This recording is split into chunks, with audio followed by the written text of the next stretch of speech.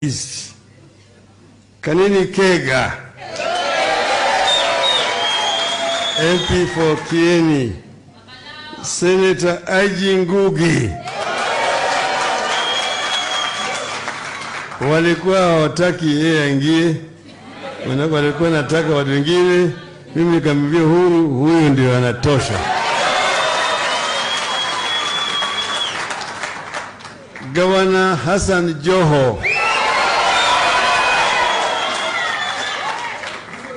Madam Priscilla Nyokabi, Mheshimiwa Dennis Waweru, Jane Wangui, umeona hapo, John Michina, hapo na Jafeth Morocco, kile baba wali away, Alex Matere, Stano Kimure, Edwin Sifuna, and my long-standing friend S.K. Macharia.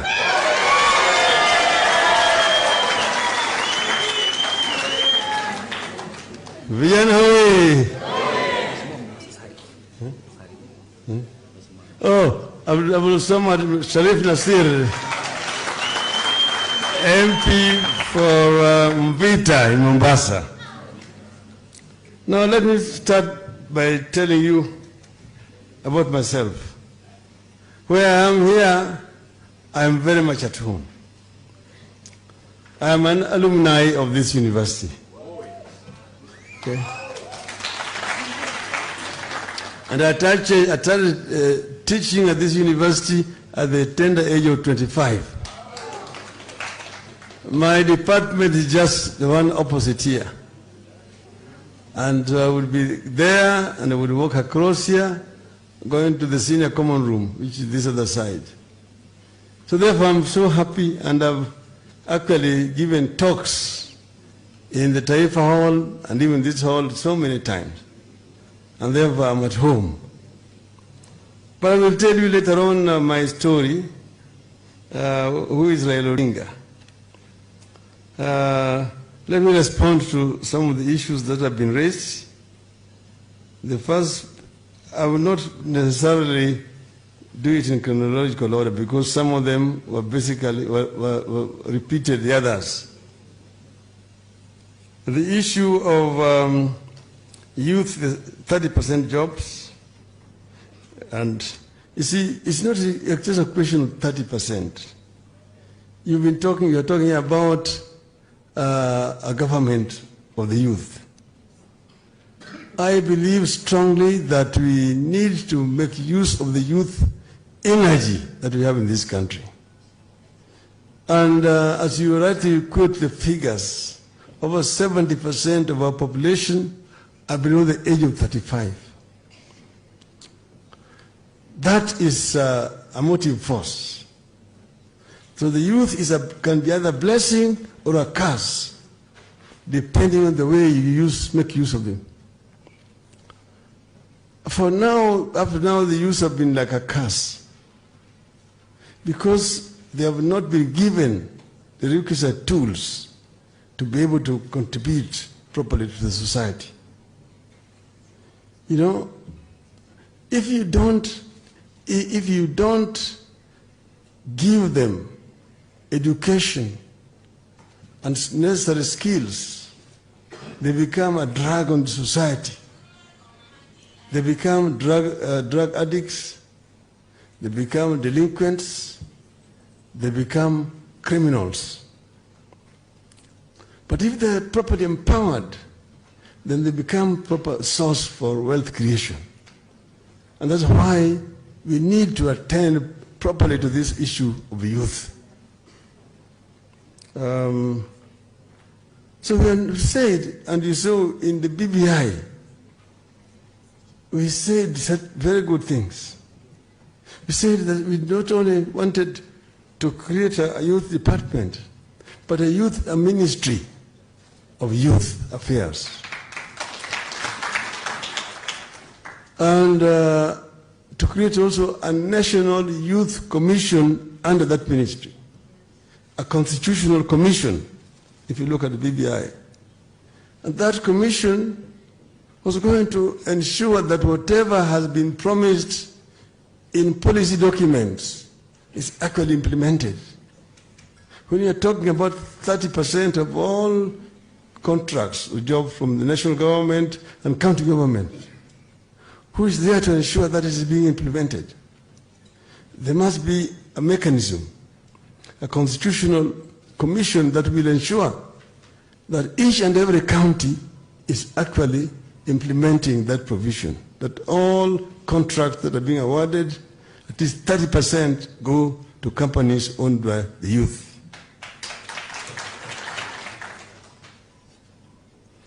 And it talks about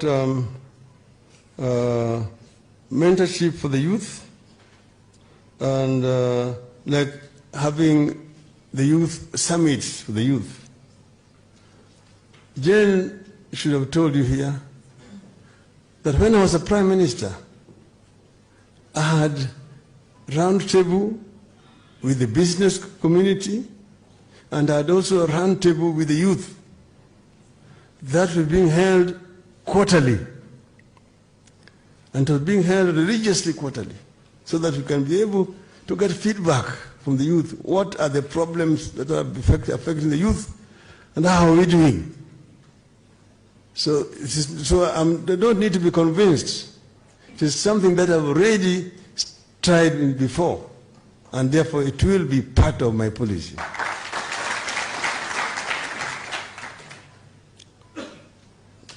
Cabinets, at least 4 in the cabinet, I can say it will be more than 4.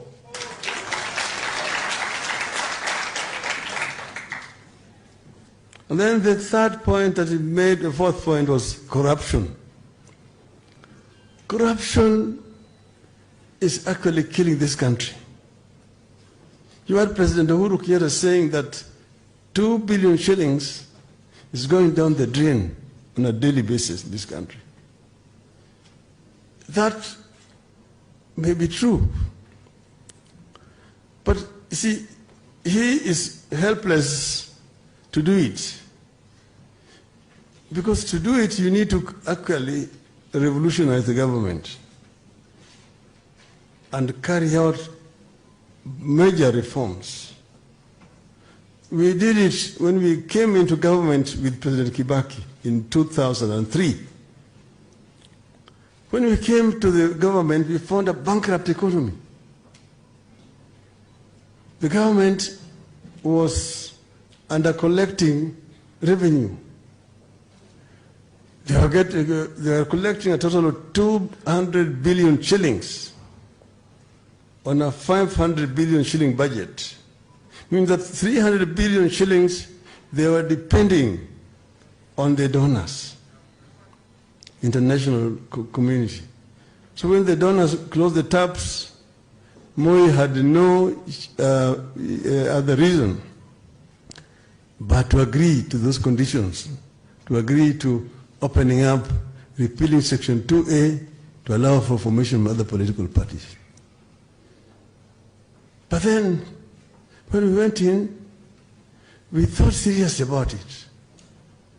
And this trick I also later on sold to my friend in Tanzania, the late John Pombe Magufuli. The government is revenue and expenditure.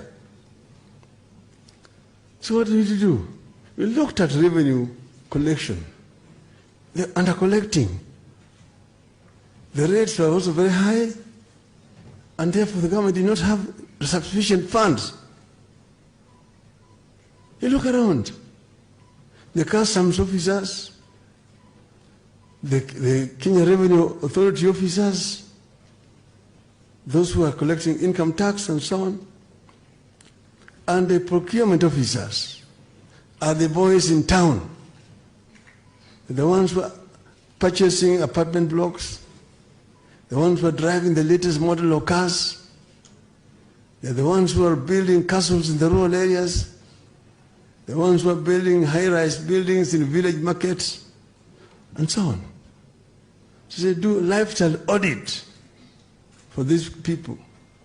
When we did lifestyle audit, over 70% of them were encouraged to be corrupt, and they were sent home.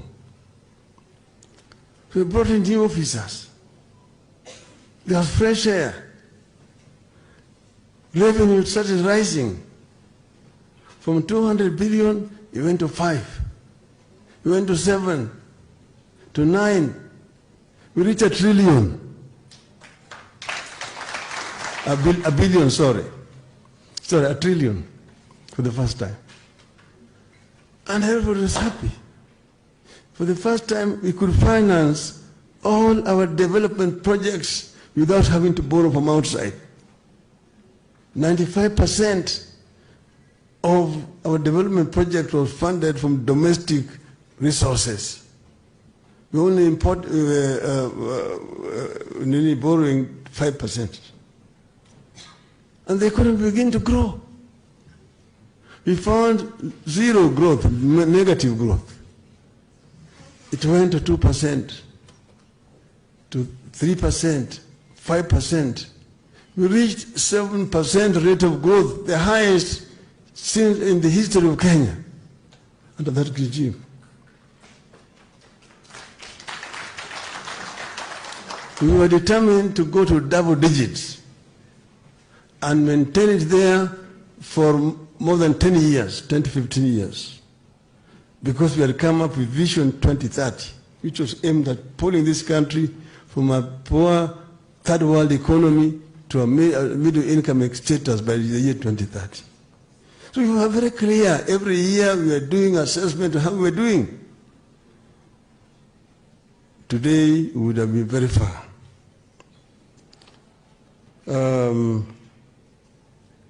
The issues of COVID and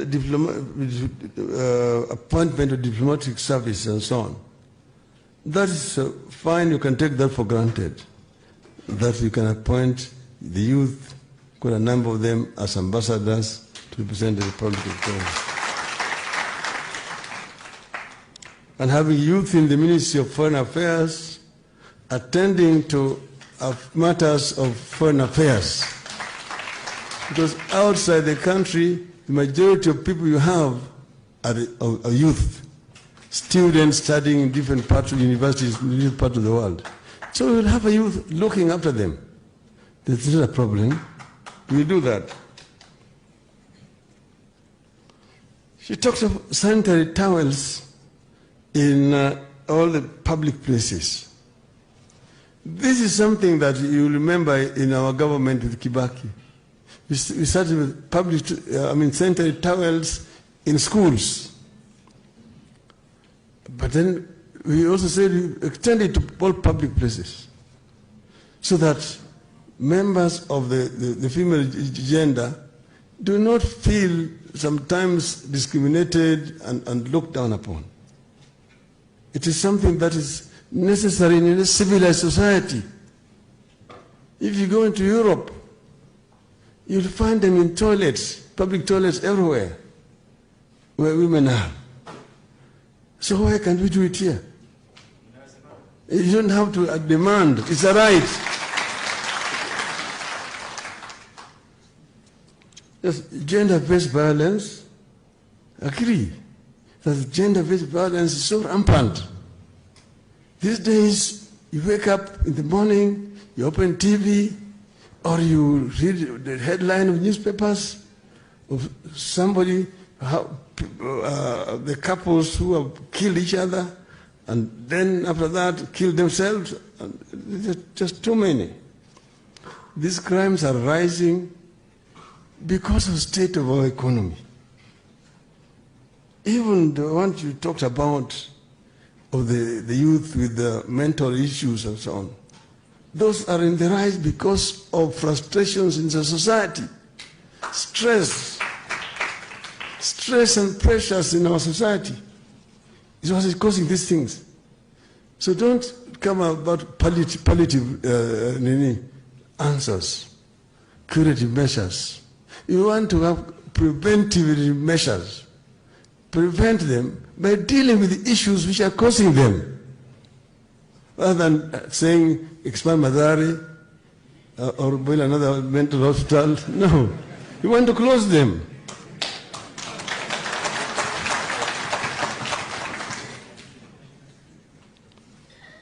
Two-third gender rule. Yeah. I'm myself a convert. I mean, not a convert. I've always believed in it. I've always believed that no society can grow if half of the population are not working and dependent on the other half. And these are a part of the population that is productive. I've lived in Norway, where I was forced by circumstances to flee into exile. And you need to go and look at how Norwegian women are making contribution to development of their country. Why can't we do it here in our country? You're talking about representation. And I've told my people that, look, you must come up with affirmative action to deal with the issue of gender. Why? Not because women are unable, because men will tell you, why can't they just stand up and also go and run as like men? They're able people. Why? But I tell them that there are certain historical factors which work against women. Number one, because of marriage, women are forced to leave their places of birth and go to other places where they were not born. A woman was born in Gatanga, in Muranga, and she goes and gets married in Madioya, up there. And she wants to run there against a man. That man knows she's here. He grew up there. With this one here, we used to play together as children. This one, we were circumcised together. This one here, we used to have cows or goats together. This one I call my auntie. This one here is my grandmother. This one is my father, my cousin, and so on and so forth. But the woman has left those kind of relations where she was born in Gatanga. Her brothers, her mothers, her fathers, her parents, and so on are all there in Gatanga. So she's come to a strange place. The only person she knows there is her husband and her immediate in-laws. So the field is not level. If you were a man, you came from Madioya and went and ran against her in Gatanga, you'll have problems. She will beat you. That's why we must come up with affirmative action when it comes to representation at the county assembly and the National Assembly. So I don't need to be convinced. That's why we put in the BBI. And I say that if you don't do it here, you do an election 2022, the results are not going to be very different. For reasons that I've already mentioned. I believe in this. And this is something we're determined to resolve, irrespective of what the court did with BBI.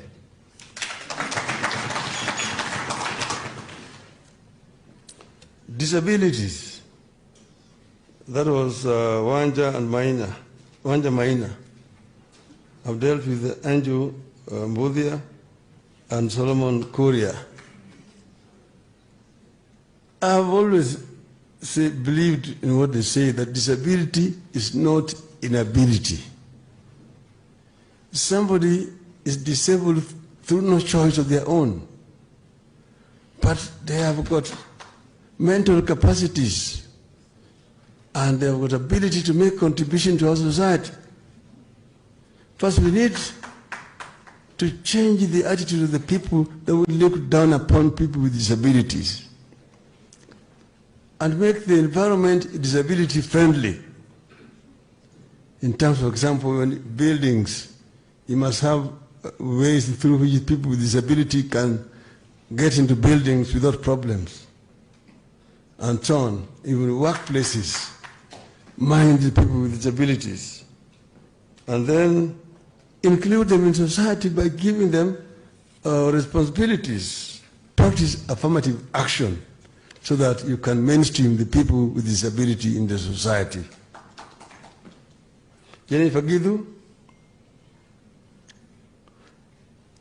reduce impediments to service. And then you have got these loans which basically a big load on those who are beneficiaries, like former students and so on. And you have got Credit Reference Bureau on your back all the times, wherever you go.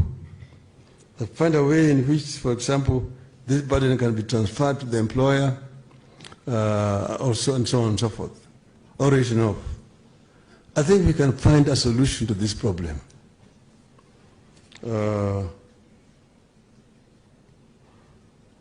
The AGPO, access to government procurement opportunities, the 30%, I've already talked about that. Crime and abuse, mental health and drugs, I've already talked about that.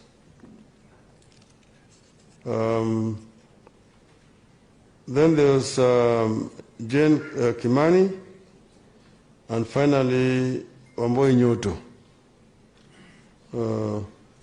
This issue of post-election violence has been mentioned, it's been cutting across, and I'm going to finish with it. The issues of opportunities I've already talked about.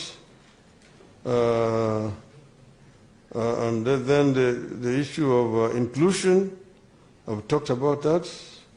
She talked about issues of illegal arms, cattle rustling, violence, which actually make life very difficult in our societies. Things like cattle rustling are basically things which are primitive, and you don't need to have those things in civilized society. It is the issues of lack of opportunities, and that is what is causing this violence that you have. And it is something that can be solved when you create more opportunities in our society. People don't just have to depend on pastoralism or cattle rustling. Give them other opportunities for income earning, and you can mainstream them in the economy. And then also have, like in those areas where you've got pastoralism, water and pasture is a major issue. During the droughts, there is no pasture and there's no water. They have to trek very long distances. In the process, some of their livestock die. Then now, because that's their source of livelihood, they have to go and raid other communities in order to be able to get livestock back to, so that they can continue their style of life. But you need, for example, to get water and feedstock for these animals. And you know, in those areas where you have got these problems, when it rains heavily and there's flooding. But most of that water then runs away into the ocean, which does not need water. So what you need to do is do water harvesting.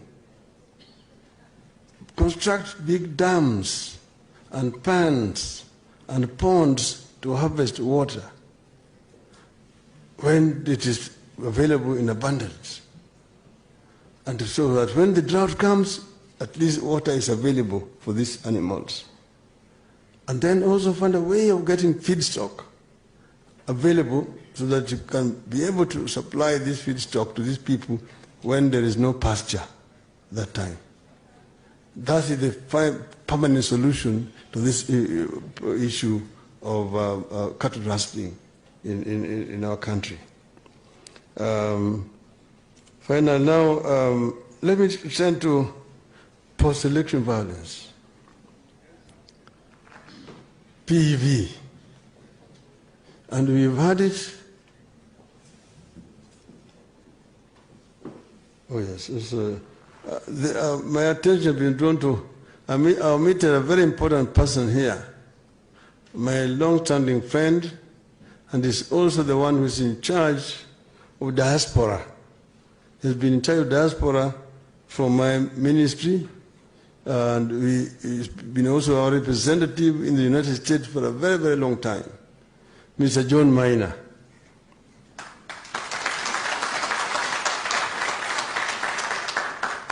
John is a very, very important person. You need to know him. And he's done very many things to me as a person.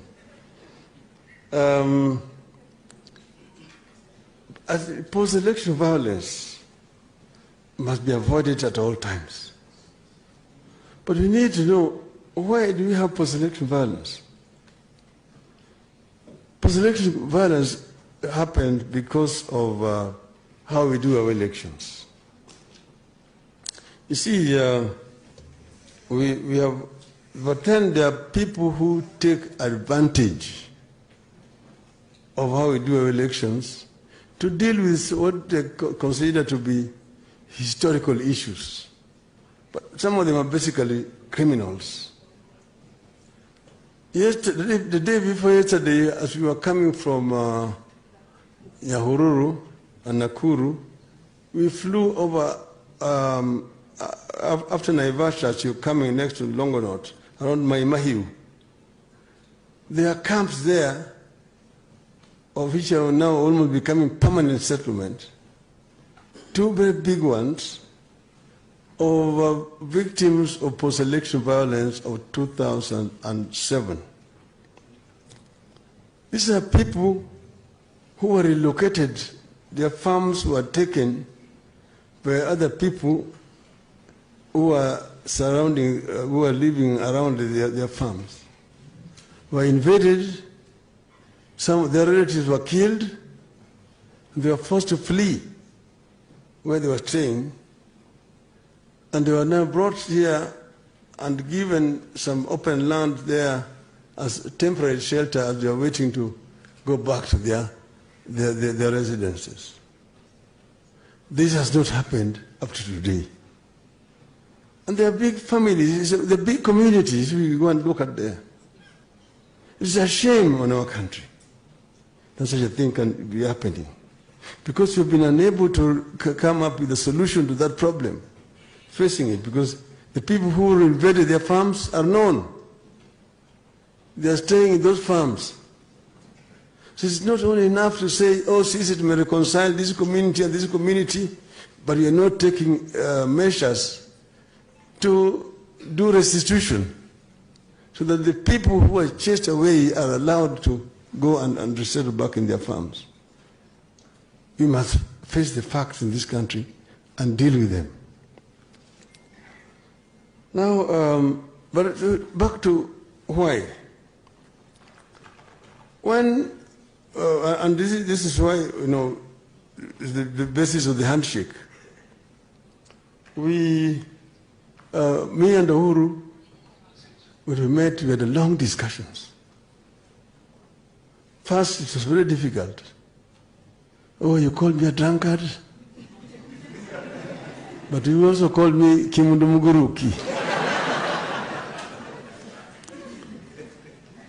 So after a long time, we had very, very frank and open discussion. At the end of it, we agreed. For the first meeting took 13 hours. The second one took 6 hours. So we're meeting for 19 hours. Then we agreed that we resolve these issues. And we looked at where we came from. We took a journey down the memory lane. Where did we come from? And we realized that, you know, this country, which was created by the British after the Berlin Conference, is a divided society. But we go back to the struggle. How did we struggle to become the Republic of Kenya? Not far away here, you've got what they call Hariduku Street. Not many people understand who Hariduku was. Hariduku was a worker in town here and led a demonstration against colonial oppression. Many people were killed there in that spot, around that police station there. A lot of blood was shed there by the colonialists shooting people. Hariduku was arrested and banished and taken to Kismayu. That's where he was imprisoned. That was in 1922-23 there.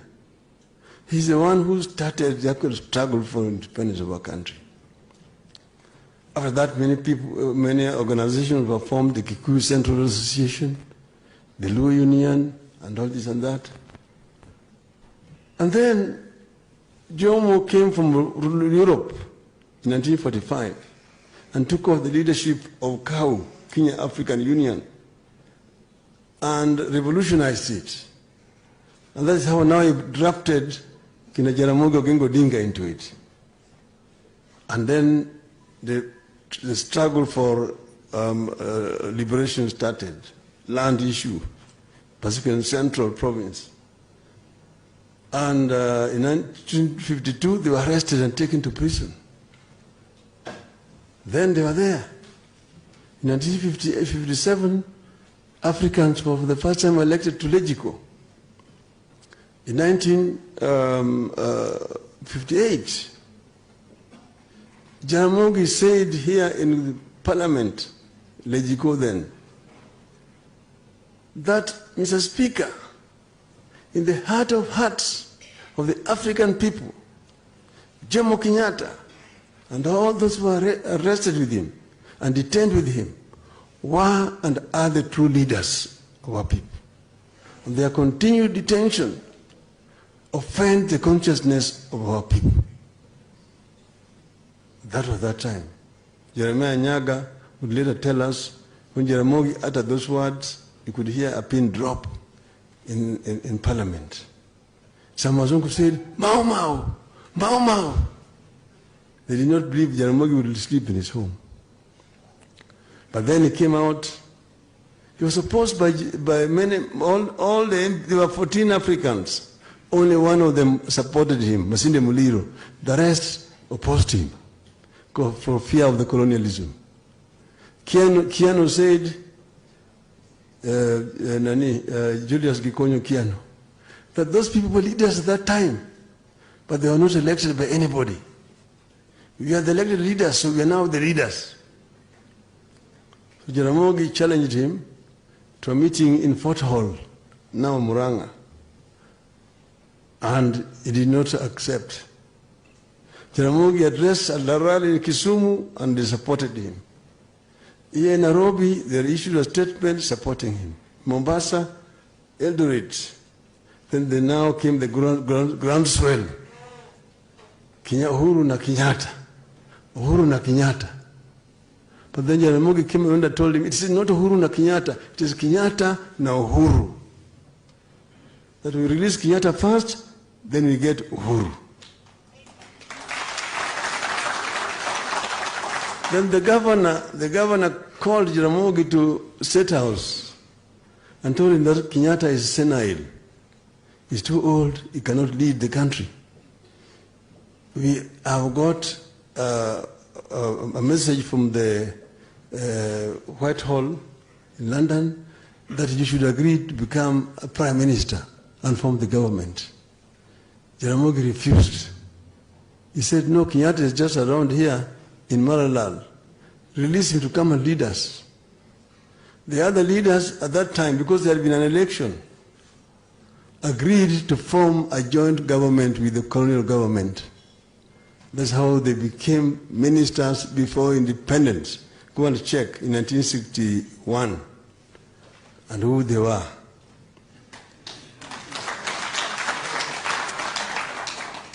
Then now Jaramogi emotional people, and that's when he was singing, Kenyatta litaka Kenya, Kenyatta litaka Kenya, Kenyatta litaka Kenya, akafungwa. Asante, asante Baba, asante, asante Baba, asante, asante Baba kwa kufungwa. So then now, the country got together. You did not think of us as Kikuyus, Luhos, Kambas, Kalenjin, and so on. There was that sense of nationalism. And that is what actually forced the British to give independence. Otherwise, it would have been like Rhodesia or South Africa. That unity. And our families became one. You hear me all the time referring to Uhuru as brother. It is not taken from out of the blues. We are brothers. Uhuru's elder sister Margaret used to live in our house there in Jerusalem. Jaramogi is the one who was looking after the family. So we were brothers. Me and Uhuru were brothers. Even if we fight for elections, we just fight. But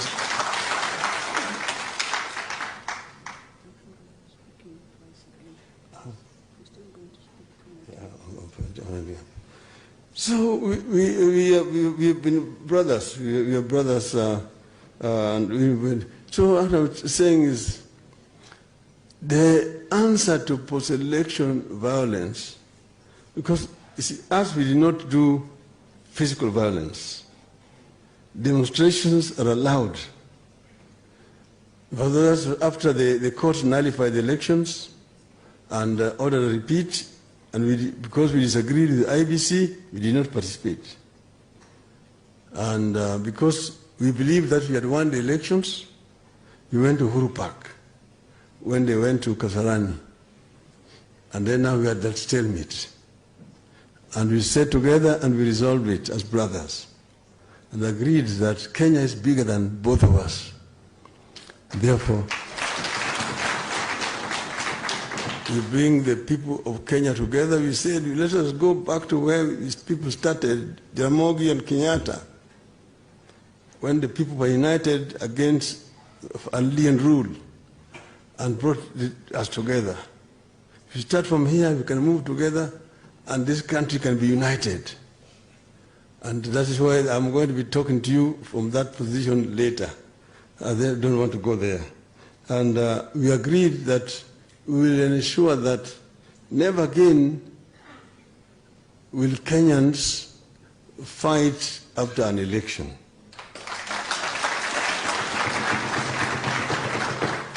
We'll ensure that elections are held which are free and fair.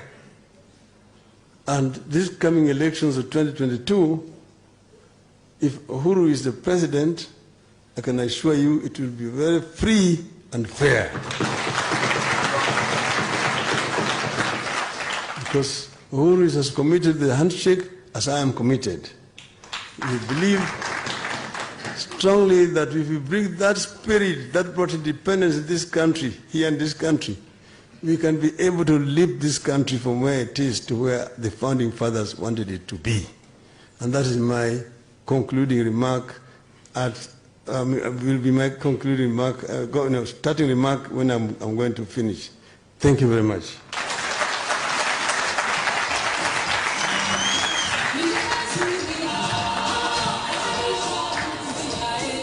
Wapi nduru, wapi shangwe na vigelegele.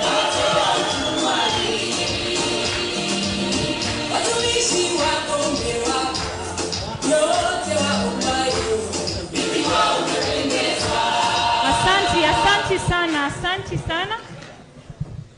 Asante sana. Naomba tuketi. Wakati nilianza nilisema ya kwamba it is a new beginning.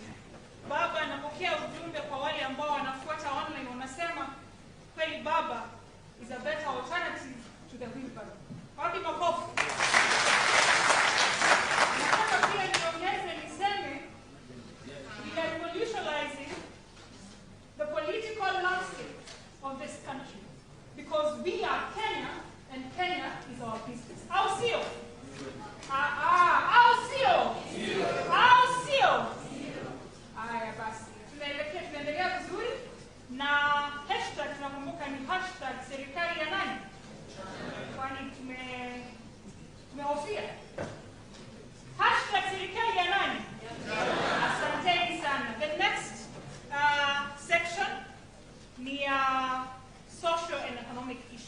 facing us as young people. Nataka ni invite the first speaker, jina lake Bwana Stephen Mashua.